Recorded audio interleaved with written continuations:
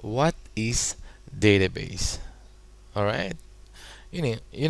Although we tend to associate the word database in the digital world of computers, the term simply refers to any organized collection of data. And a database can therefore be a digital or electronic or physical. I'll give you an example. For example, physical. If you have a filing cabinet in your office, full of financial records that sits in the corner, of your home office, that is a physical database. But in the digital world, databases are classified by how they are organized and store their data. Let's go ahead and see some common types of digital databases.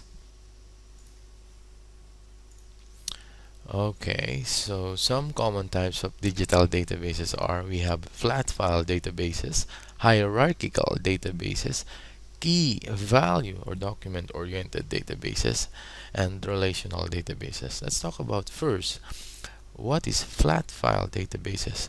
These store data sequentially, often in plain text files. Like for example, if you are using a notepad and you save your data in a particular file, that notepad, adding data in it could cause several drawbacks.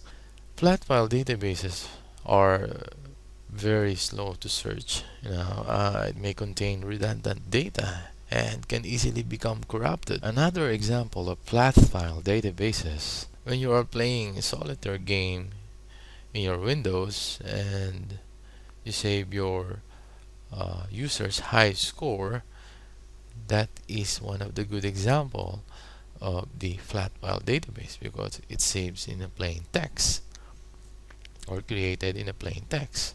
On the other hand, we have hierarchical databases. This guy right here organized data in parent-child relationships. They are highly organized and the searching is efficient. But the problem is that hierarchical databases are very difficult. It's difficult to navigate when you're not familiar with their relationships. One of the good example of hierarchical databases is the Windows registry. Key value document oriented databases. It is stored data in a free form and indexed by a key or hash value.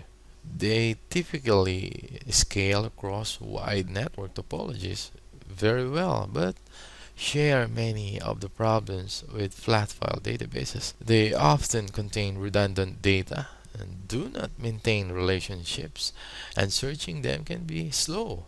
And how about the relational databases? These organize data in rows and tables, much like a printed price list or bus schedule can be organized as a table. Relational databases can support indexing large amounts of data for quick retrieval, but the relationships between tables can become very complex.